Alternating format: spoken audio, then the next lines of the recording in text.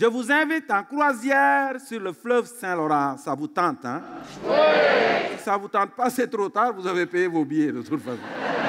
Boucard Diouf, j'aimerais que vous nous racontiez un petit peu simplement le plaisir que vous avez de retrouver la Côte-Nord. Ah, bien, c'est un plaisir renouvelé. Moi, c'est sûr que cette île, ça a été par des visites que je venais là.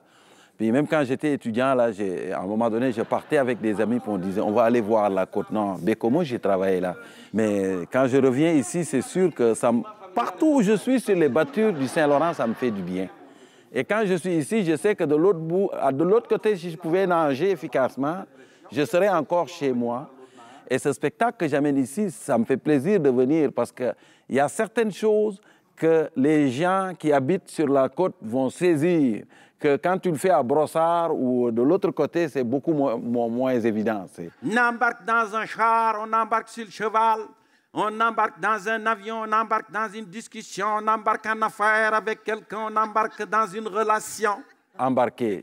J'aborde ce verbe-là dans mon spectacle. Ouais. Parce que c'est très québécois comme verbe. Et pour dire à quel point les gens, la mer les habitent. Parce que ceux qui sont arrivés ici au début, il y en a qui sont arrivés pour la mer et les poissons, et d'autres pour la forêt et les fourrures. Et j'ai dit, vous regarderez comment les Québécois abusent du verbe embarquer. Ouais. Les Québécois embarquent dans tout. Mais embarquer, c'est rentrer dans une barque. Dans le jargon des géologues, c'est un fleuve qui a 7-8 000 ans. Ça, c'est très jeune. C'est pour ça qu'il est fougueux. Vous, on n'a pas besoin de vous le dire, vous le savez. C'est une des voies navigables les plus difficiles de la planète, le fleuve Saint-Laurent, parce que c'est un ado fougueux. C'est de dire aux gens, ben, regardez le Saint-Laurent, mais quand vous le regardez, ne voyez pas juste de l'eau et une rivière.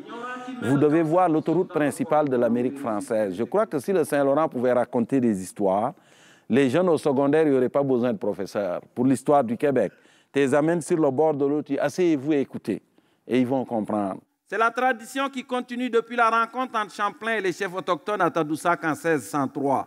On a juste remplacé le tabac par l'alcool. Parce que pour les Premières Nations, c'était le calumet de la paix pour signer un pacte. Et pour le Gaspésien, c'est le igloo dans le party pour que tu sois bien pacté. On est 97% de la population du Québec vit à l'intérieur du bassin versant du Saint-Laurent. Et ça, c'est assez significatif. Je voulais juste qu'à la fin du spectacle, les gens regardent l'estuaire et le fleuve du Saint-Laurent d'un autre œil.